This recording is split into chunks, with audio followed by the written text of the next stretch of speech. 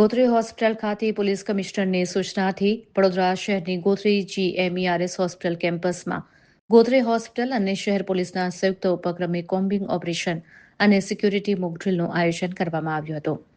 શહેર police કમિશનરની સૂચનાથી Gotri hospital ખાતે શહેર police DCP zone 1 Jagdish Chavda, Laxmipura PI, Gorwa PI, police team, Gotri હોસ્પિટલની સિક્યુરિટી જવાન, ગોત્રી હોસ્પિટલના સુપ્રિન્ટેન્ડન્ટ અનુપ ચંદાની, ગોત્રી હોસ્પિટલના RMO સહિત ગોત્રી હોસ્પિટલનો સ્ટાફ ઉપસ્થિત રહ્યો હતો. હોસ્પિટલના CCTV સર્વર રૂમની મુલાકાત, હોસ્પિટલના OPD, વોર્ડ, પાર્કિંગ, કેન્ટીન અને બેઝમેન્ટ સહિત સમગ્ર કેમ્પસનું ચેકિંગ હાથ ધરવામાં આવ્યું હતું. મોક ડ્રીલમાં હોસ્પિટલ સ્ટાફ અને સિક્યુરિટી ગાર્ડને ઇમરજન્સી સમયે શું કરવું તેની ટ્રેનિંગ પણ આપવામાં આવી હતી.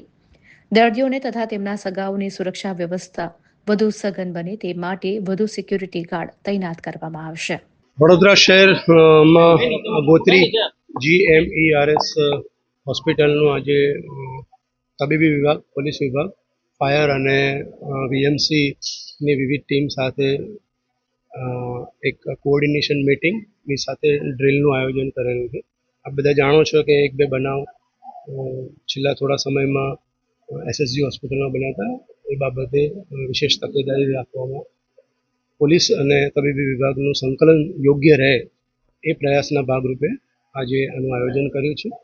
તો અત્યારે અમે બિલ્ડિંગ્સની જોઈન્ટ વિઝિટ કરી રહ્યા છીએ અને આપ બધા જાણો છો કે વડોદરા શહેરની આજુબાજુના જિલ્લાઓ, તાલુકાઓમાંથી જે નિમ્ન મધ્યમ વર્ગના પરિવારો જે છે અહીંયા તબીબી સારવાર અર્થે આવતા હોય છે. તો પેશન્ટ અને પેશન્ટના જે સાથે